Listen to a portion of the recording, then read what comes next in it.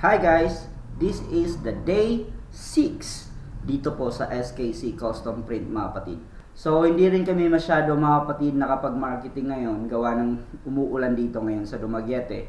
So on our way papunta sa casa, doon muna nagbigay muna kami ng mga flyers mga kapatid.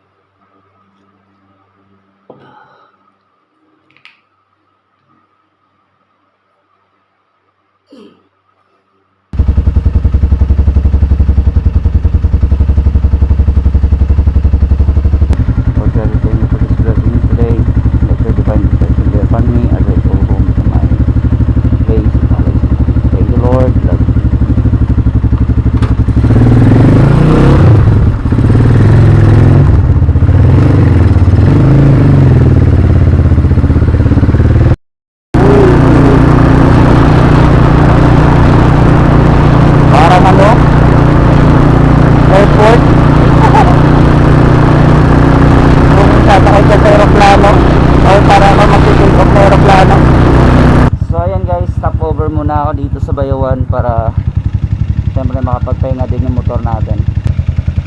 Time check is 4:20. So umalis ako doon sa Dumaguete exactly 3 AM sharp. So yung oras ngayon is 4:20. So 1 hour and 20 minutes na akong bumabiyahe. Sa takbo yan na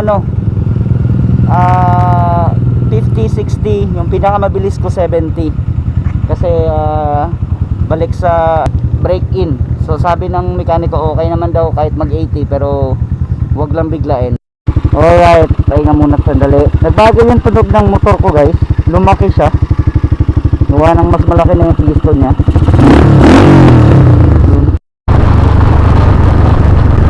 Salamat Lord.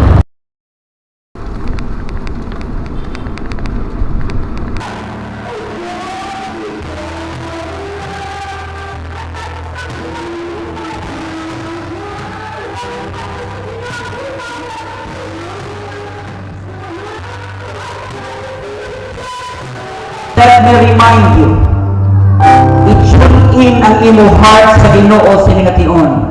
I am here. Ari ko diri subong.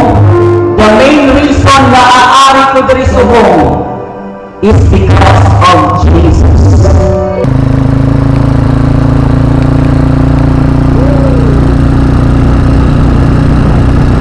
May ice coffee ka mo?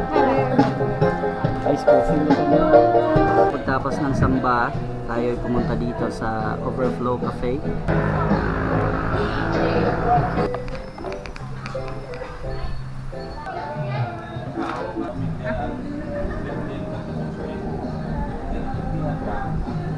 Oh, kangkang! Oh, kangkang! Oh, kangkang! Kinimita. Imalanta ka pagkuha. Gusto mo gudungitan ka. Isa pa?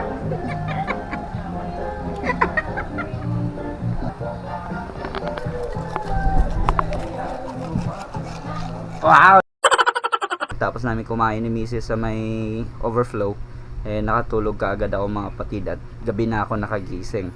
So dapat sana magpa-practice pa kami ng basketball kasama si Sir Benji, pero nakatulog ako. Sensya Sir Benji, bawi na ako next time. Maraming salamat sa Panginoon guys na safe tayong nakauwi from Dumaguete. Thank you so much Sir Sherwin Cordova for trusting me. Shoutout Vans TV at saka kay Bench dyan sa Dumaguete. Ingat kayo dyan mga bro. So God bless mga kapatid. Thank you for watching the day 6. Goodbye Dumaguete. The Christian Rider.